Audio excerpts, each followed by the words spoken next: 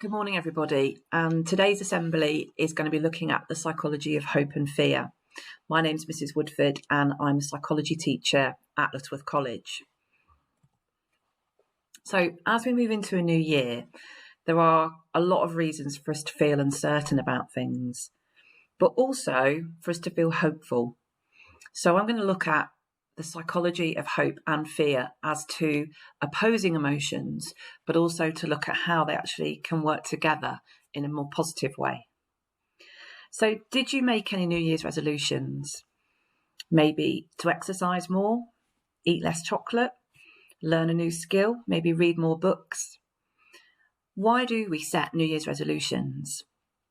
These are goals. These are things to motivate us to succeed. And New Year's resolutions should be things that we can attain. So they should be things that we can achieve this year. And actually, this year, more than ever, it's important for us to set ourselves goals, things to motivate, things to push towards. Hope and fear are emotions that we feel in anticipation of either something good happening or something bad happening. They're both motivators. But the difference is one creates a goal or outcome that we want to move away from, which is fear, and the other we want to move towards, which is hope. And a psychologist called Snyder has done a lot of work looking at these concepts of fear and hope. So what do we mean by fear? Lots of psychologists would argue that fear has what we call an evolutionary basis. What that means is it's in our biology to feel fear because it's useful. It keeps us from danger. It keeps us safe. But what happens to your body when you feel fear? So if you have a phobia of spiders, for example, if you were to see a huge spider crawling along in front of you, how would you feel? Or if you like scary films, which I really don't, but if you do, how does that make you feel when you're watching that really scary film? There's a stress hormone called adrenaline that's released in the body, and that causes all sorts of changes when you're facing this fear. So it increases your heart rate, it makes your hands go all sweaty, it makes your pupils dilate, it makes your mouth go dry. And these are all part of what's called the stress response, the fight or flight response. And it's a very natural, instinctive reaction when we're faced with danger. And the fear response is something that we're probably all going through to some extent with what's going on in the world around us currently. So is fear all bad? And can hope defeat fear? So too much fear can make us feel really down. It can make your mind clam up and freeze. It can send you into a downward spiral where you can't think anymore. And we do a lot of work in psychology looking at mental health. And obviously mental health is really important, more than ever at the moment. We also feel hope, though. We hope for the situation to end, for a positive outcome, and this then becomes a hopeful fear. So perhaps one purpose of hope is to overcome this crippling inertia, this inability to move forward, this freeze effect that happens when the weight effect of fear is simply too much for us to move.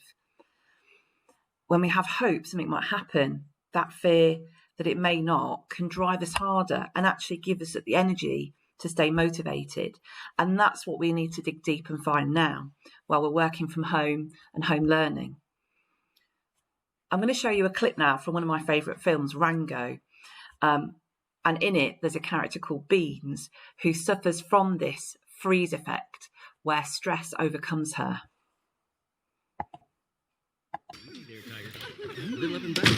I don't think You got so. French cups for that? Excuse me, Sheriff Rango. I want to talk to Hey, you. Beans! What do you think of the new duds? I got a 10-gallon hat marked down from 15. That's nice. Have you met Angelique? Hello, Beans. Hello, Angelique. Tart. Floozy. Shredder. Excuse me, Mr. Rango. I will blow that ugly right off your face! I was just thinking that Oh, you want the old John Hancock, do you?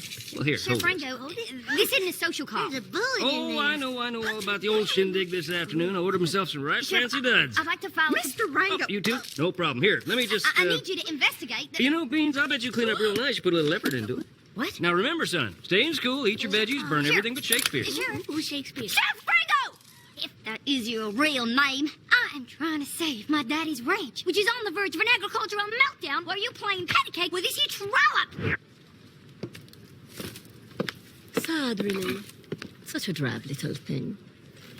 Why does she do that? It's a survival reflex. The switch is just broken. Well, that's an inconvenience. It is not a rash, it is a birthmark.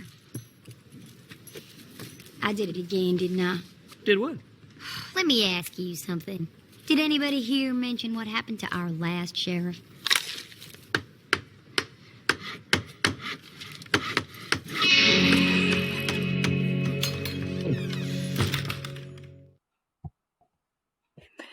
If you've ever competed in a sport, or that feeling you get just before taking an exam, that feeling of being in the zone, can be attributed to having a positive and a hopeful mindset, but one that is tinged with the right amount of fear, a hopeful fear. So here's a really nice quote I found about this link between fear and hope. A hopeful perspective gives us a sense of control, a boat with a voyage in mind and sails catching the winds of hope. Whereas with a fearful perspective, we are a boat with no power and under the control of the waves of fear. And I think that sums up how people might be feeling at the moment. That lack of control, that sense that we are a boat with no power. The key thing here is to recognise that with hope gives us a sense of control. And psychologists have shown that having a sense of control is crucial in helping us to feel less stressed about things. So think about this in terms of your home learning, for example. How can you take control back? Think about your timetable. Think about the time that you spend through the day. Give yourself that sense of control so that you're in charge of your learning, and that will be a great motivator to help you move forward. So hope and fear, they're both great motivators. They both have the capacity to promote growth in us. But the difference is when you're feeling hopeful, your body is relaxed and you feel motivated forwards. The best part of fear is that it teaches us what we're afraid to lose. And the best part of hope is that once we know what we're afraid to lose, we can set about nurturing it and keeping it strong and safe. Fear is the prompt, but hope is the way. Fear is about trying to survive something. Hope is about knowing why you want to. Thank you.